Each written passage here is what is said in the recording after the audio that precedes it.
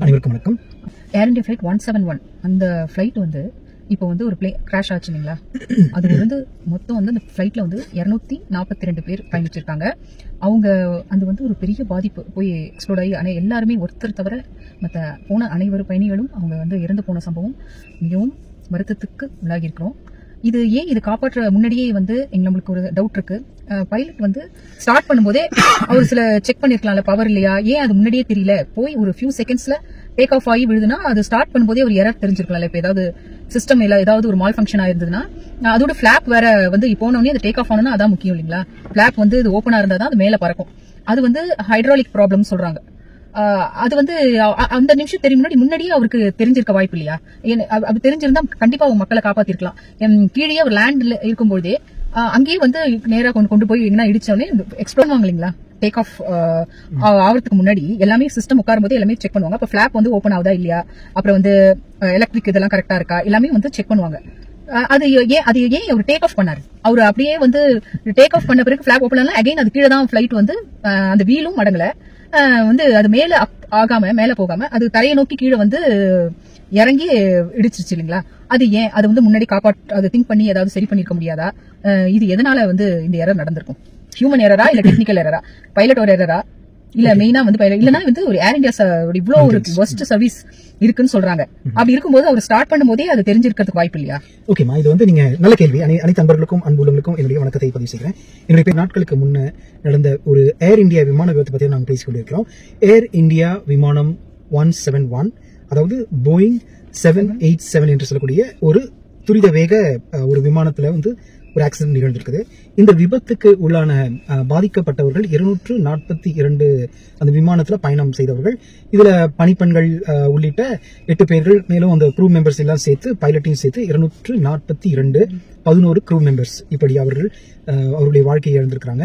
அதுல ஒருத்தர் வந்து தப்பிச்சிருக்கார். ஒரு பேசஞ்சர் தெய்வாதீனமாக தப்பிச்சிருக்கிறார். இறைவனுக்கு நன்றி சொல்லுவோம். மேலும் அவர்கள் வந்து விழுந்த இடம் அந்த ஹாஸ்டல்ல இருக்கிறதுனால, பிஎம் ஹாஸ்டல்ல வந்து அகமதாபாத்ல இருக்கக்கூடிய ஏர்போர்ட்ல இருந்து 3 கிலோமீட்டர் தொலைவில் இருக்கக்கூடிய ஹாஸ்டல்ல விழுந்ததுனால அங்க வந்து 88க்கும் இப்போ கவுண்டிங் அதிகமாயிட்டு இருக்கு. நாம் சுமார் ஒரு 90ல 100 இருக்கும் நான் என்னுடைய தோராயமா சொல்றேன். அதுக்கு மேலும் இருக்கலாம். 90ல 100 பேர் students, first year students. Leave இருந்தாலும் கூட அவர்கள் வந்து அங்க உணவு அருந்தும் பொழுது அந்த ஹால்ல ஆக்சிடென்ட் ஏற்பட்டதுனால அங்க விபத்துக்குள்ளா இருக்குது. அங்க அத்தனை பேருமே வந்து சார்ட் டு டெத் என்று சொல்கிறார்கள், அதாவது எரிந்து இறந்து போனார்கள் என்று மிகவும் வருத்தத்துடன் நான் வந்து இந்த கருத்தை பதிவு செய்கிறோம். இந்த நிகழ்ச்சி நிச்சயமாக ஒரு சோக நிகழ்ச்சி. இந்தியாவையே சோகத்தில் ஆழ்த்தி இருக்குது என்று சொன்னால் அது மிகையாகாது. மிகப்பெரிய சோகம். அதாவது இந்த வரலாறுலேயே நான் வந்து இதை பத்தி கருத்து தெரிவிக்கணும்னா அதுக்கு முன்னாடி நான் கொஞ்சம் படிச்சிருக்கணும். நான் ஒரு மெக்கானிக்கல் இன்ஜினியர், ஐடி துறையில வேலை செய்யறேன். கொஞ்சம் தெர்மோடைனமிக்ஸ் இவ்வாறாக தெரியும். மேலும் இப்போ வந்து இந்த விபத்தை பற்றி ஒரு 2 வருடமாக, ஒரு 3 வருடமாகவே விபத்துக்கான காரணங்களை ஆராய்ச்சி செய்து வருகிறோம். அதாவது ஆக்சிடென்ட் அனாலிசிஸ் சொல்லுவோம். அந்த பிளாக் பாக்ஸ் என்று சொல்லக்கூடிய கருப்பு பெட்டியை எடுத்து அந்த டேட்டா அனாலிசிஸ் பண்ணும்போது எதனால் விமானம் விபத்துக்கு உட்பட்டது என்று 6 மாதத்திலிருந்து 1 வருடம் வரைக்கும் அதை பற்றி ஆராய்ச்சி செய்வாங்க.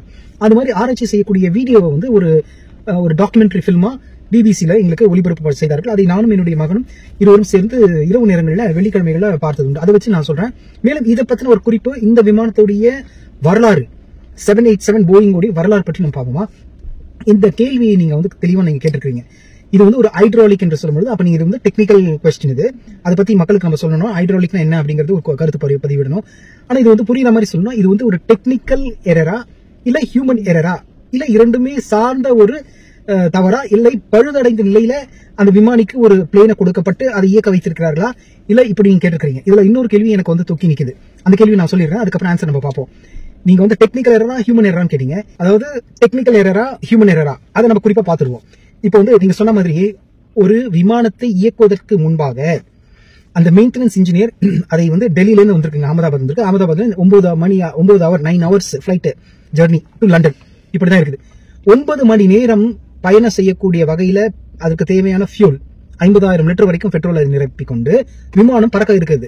அப்போ வந்து சில ஷெட்யூல் மெயின்டெனன்ஸ் சொல்வார்கள். இந்த விமானத்தின் டயர்ஸ் எப்படி இருக்குது, இதனுடைய இன்ஜின் எப்படி இருக்கிறது, இது வந்து எங்கேயாவது பழுது இருக்கிறதா என்றெல்லாம் பார்த்து விட்ட பின்னவே அவர்கள் வந்து அந்த schedule engineer, quality engineer, okay நீங்க பயணம் பண்ணலாம் அப்படின்னு அந்த ட்ரிப் ஷீட்ல சைன் பண்ணி கொடுத்துருவாரு.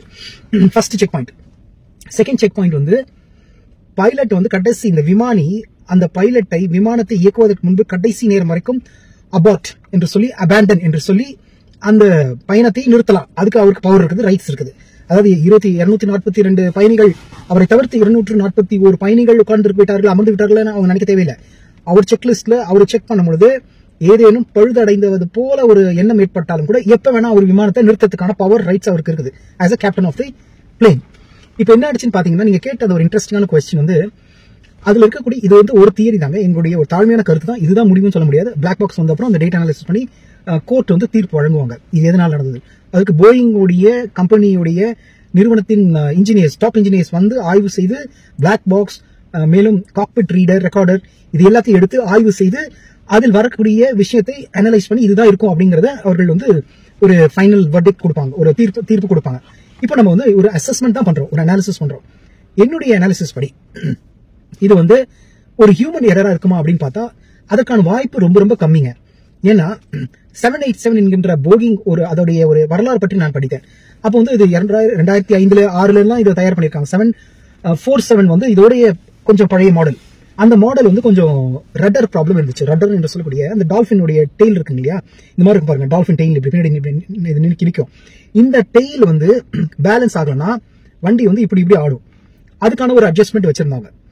அந்த அட்ஜஸ்ட்மெண்ட் வந்து என்ன ஆயிடுச்சுன்னு பாத்தீங்கன்னா, ஒரு அமெரிக்கா விமானம் பறந்து கொண்டிருக்கும் போது டோக்கியோவை நோக்கி, டெட்ராய்ட்ல இருந்து டோக்கியோவை நோக்கி ஒரு 15 வருடத்துக்கு முன்பு அந்த விமானம் லாங் பிளைட்னு சொல்லுவாங்க. 2 பைலட்டுங்க 4 பைலட்டுங்க இருப்பாங்க. இந்த 2 பைலட் 5 மணி நேரம், அவர்கள் ஒரு 6 மணி நேரம் இப்படி மாத்தி ஷிஃப்ட்ல ஓட்டுவாங்க. அப்ப என்ன நிகழ்ந்திருக்குது என்று பார்த்தால், அந்த ரட்டர் கண்ட்ரோல் வந்து நின்னு போனதுனால, ஆட்டோமேட்டடா அந்த ரட்டர் கண்ட்ரோல் பண்ணது பாருங்க, இதோடைய இயக்கம் நின்னு போனதுனால பிளைட் இப்படி இப்படி ஆட ஆரம்பிச்சிருச்சு. அப்ப அந்த விமானி வந்து அந்த ஹோல்ட் பண்ணிருக்காரு, அந்த ஹோல்ட் பண்ணி இதை வந்து மேனேஜ் பண்றாரு. சோ என்ன நீங்க வந்து புரிஞ்சுக்கணும்னு பாத்தீங்கன்னா, விமானத்துல சில காம்பனன்ட்ஸ் அதுல வந்து பழுதுபடுவதற்கான வாய்ப்புகள் இருக்கு. என்னதான் நீங்க அல்ட்ராசானிக் முறைப்படி டெஸ்டிங் பண்ணாலும் கூட அதற்கான பழுதுபடுவதற்கு அப்போ ஒரு ஃபர்ஸ்ட் பாயிண்ட் வந்து மெயின்டெனன்ஸ் ப்ராப்ளம் இருக்கிறதுக்கான வாய்ப்புகள் இருக்கிறது. ஓகேவா, அதுதான் நம்பர் 1 பாயிண்ட்.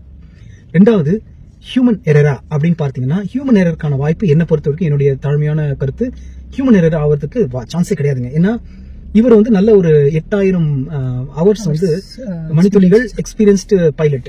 அதனால அந்த நாபுக்கு பதிலாக இன்னொரு சுவிட்சை போட்டிருப்பார் அப்படின்னு சொல்றதெல்லாம் வந்து குழந்தைத்தனமாக இருக்கிறது. அதனால வந்து அதற்கான வாய்ப்பு கிடையாது. வேற என்ன இருக்கும் அப்படின்னு பாத்தீங்கன்னா, இது வந்து ஒரு ஹைட்ராலிக் ஃபெயிலியர் ஒன்று சொன்னீங்க இல்லையா. ஹைட்ராலிக் என்பது இப்போ ஒரு எளிமையா சொல்லணும்னா, இங்க பாருங்க, நான் வந்து இப்போ காரை வந்து ஸ்டார்ட் பண்றேன். இப்போ வந்து ஒரு வார்னிங் மெசேஜ் வருது பாருங்க. இந்த வார்னிங் மெசேஜ் பார்க்கும்போது நான் வந்து சீட் பெல்ட் போடல, லாக் ஆயிடுச்சு பாருங்க, ஆட்டோமேட்டிக் லாக் ஆயிடுச்சு. நான் சீட் பெல்ட் போடல, சீட் பெல்ட் போட்ட உடனே அந்த வார்னிங் மெசேஜ் அலர்ட் சிஸ்டம் அமைதியாயிடுது. இது வந்து ஒரு பேசிக்கான ஒரு எலக்ட்ரானிக் சிஸ்டம். இதனால வந்து நம்மளுக்கு வார்னிங் கொடுத்துருச்சு.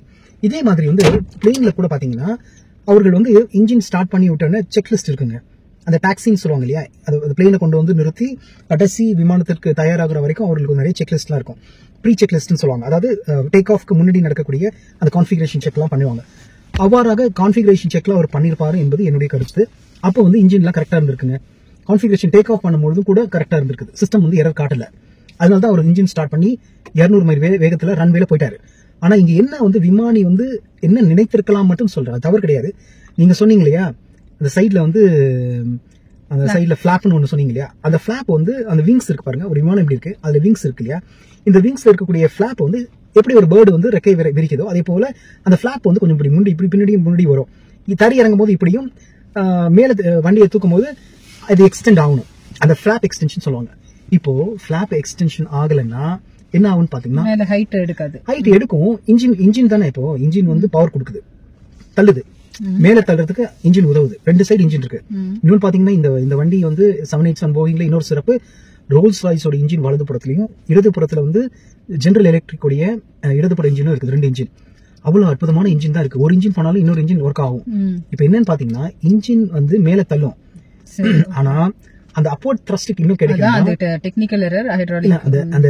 அந்த த்ரஸ்ட் மேல கிடைக்கணும்னா என்னன்னா, நீங்க வந்து நீங்க சொன்ன ஃபிளாப் வந்து இயங்கணும். அதுக்கு என்ன வேணும்? இவர் அதுக்கு வந்து ஹைட்ராலிக் சிஸ்டம், இவர் வந்து அந்த நாபை பிரஸ் பண்ண உடனே ஹைட்ராலிக் சிஸ்டம் அந்த ஃபெயிலியர் ஆகி இருக்கிறதுக்கான வாய்ப்பு. அப்போ டெக்னிக்கல் இது மெயின்டெனன்ஸ் நிச்சயமா ஒரு தவறு இருக்கு. மெயின்டெனன்ஸ் சரியா பார்க்கல. அடுத்தது வந்து விமானி வந்து அதை கடைசியா பாத்துக்கலாம் ஒத்தி வச்சது ஒரு சிறிய தவறா இருக்கலாம். ஆனா இது பெரிய தவறுன்னு சொல்ல முடியாது. அவர் பாவம் மேல போன அப்புறம் தான் மேடே நோ த்ரஸ்ட் நோ பவர் என்று சொல்லி கீழே இருக்கக்கூடிய இடிச்சு நிறுத்தக்கூடிய ஒரு அவல நிலைக்கு எல்லாரும் அழுத்தப்பட்டார். அப்போ இதுல இருந்து நாம் என்ன புரிந்து கொள்ள வேண்டும் என்றால், இது ஒரு மெயின்டெனன்ஸ் ஃபிளாவாக இருக்கலாம் என்பது எங்களுடைய யூகம். மேலும் ஒரு காம்பனன்ட் ஃபெயிலியராக இருக்கலாம், ஹைட்ராலிக் வந்து ஃபெயிலியர். அதுக்காக தான் வந்து ராட் என்று சொல்லக்கூடிய ஒரு எமர்ஜென்சி டர்பைனை வந்து இன்ஜினையும் அவர் வந்து பவருக்காக எக்விப் பண்ண ட்ரை பண்ணியிருக்காரு. அது வந்து எக்விப் ஆகல.